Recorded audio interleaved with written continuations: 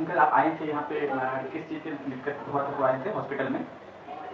जी हमको शुगर लो हो गया था हम्म।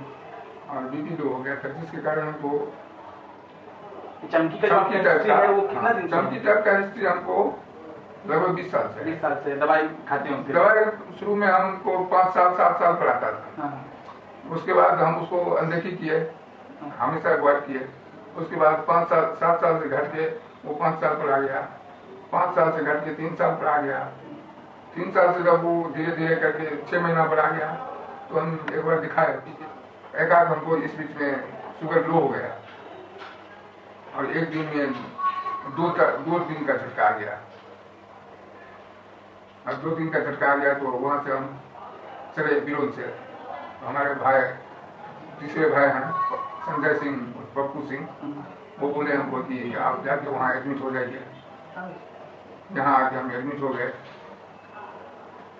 उस दिन से हम पूर्ण स्वस्थ हैं अब। ये जब आए थे तो इनकी श्वासावस्था जो थी वो अच्छी नहीं थी, जिनके कारण इनको हम लोग नॉन इन्वेसिव वेंटिलेशन बोलते हैं, वेंटिलेटर में ये 1 दिन रहे थे। उनके बाद आईसीयू में ऑब्जर्वेशन में हम लोग ऑक्सीजन में रखे हैं इनको, और फिर ये जब स्वस्थ हो गए तो जनरल वार्ड में इनको शिफ्ट कर दिया गया। आज अभी इनका डिस्चार्ज का प्लानिंग हो रहा है, आगे ऑन मेडिकेशन रहेंगे। Doctor BK Singh sir consultant थे जो इनका इलाज कर रहे थे। तो बाबा बाकी हॉस्पिटल का स्टाफ, हाउसकीपिंग स्टाफ, डॉक्टर्स का फीडबैक आपके अनुसार बहुत अच्छा है, बहुत अच्छा है। केयर हुआ आपका? जी बहुत अच्छा तरह से। सफाई कर्मी, हाउसकीपिंग स्टाफ, सब कुछ बहुत अच्छा तरह से हमारा केयर किया गया। हमारा क्या 100% लोगों का केयर किया गया, हाउसकीपिंग से लेके डॉक्टर लोगों तक और नर्सिंग स्टाफ सब। मैं इस पेशेंट के बारे में कुछ कहना चाहूँगा कि ये पेशेंट जो आए सुनील कुमार सिंह, ये बहुत ही सीरियस हालत में आए। पिछले 22 अक्टूबर को ये एडमिट हुए। जिसमें आए थे इनको होश नहीं था, काफ़ी रेस्टलेस थे।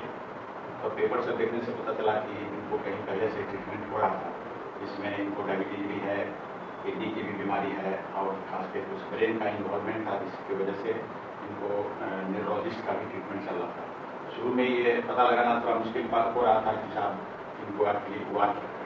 तो यूजली ऐसा होता है कि जो पेशेंट डायबिटीज़ का रहता है तो उसमें हम लोग सोचते हैं कि या तो शुगर कम गया या शुगर बढ़ गया, उसके कारण से बेहोशी हो सकता है, या फिर किडनी की जो बीमारी होती है यूरिक इनकेफ्लोपैथी बोलते हैं, उससे भी बेहोशी हो सकता है।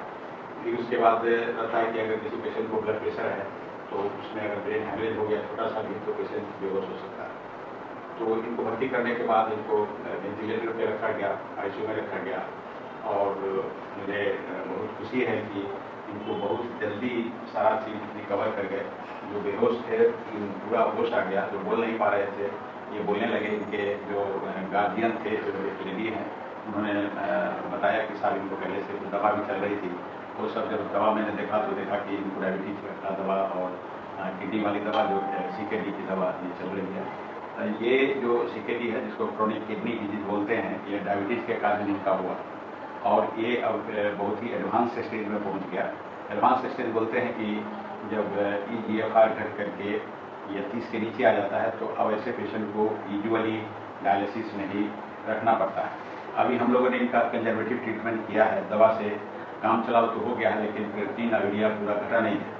तो इसके लिए हमने सलाह दी है कि आप अब आगे डायलिसिस कराइए। ये पेशेंट आज डिस्चार्ज हो रहे हैं उन्हें करीब 5-6 दिन के बाद, और इनकी हालत बहुत अच्छी है और अपने होश में है, खाना पीना खा रहे हैं, लेकिन पैरामीटर अभी भी गड़बड़ है, जिसके लिए हम लोग इनको सलाह दिए हैं। लोग हमेशा पूछते हैं कि ये यूरिया क्रिएटिनिन तो घटा नहीं, तब कैसे करते हैं? ठीक है, बिल्कुल उनका कहना सही है।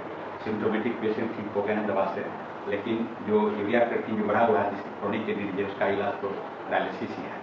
अब ये कितना दिन में जरूरत पड़ेगा, सप्ताह में कई डायलिसिस लगेगा, ये सब आने वाले समय में पता चलेगा।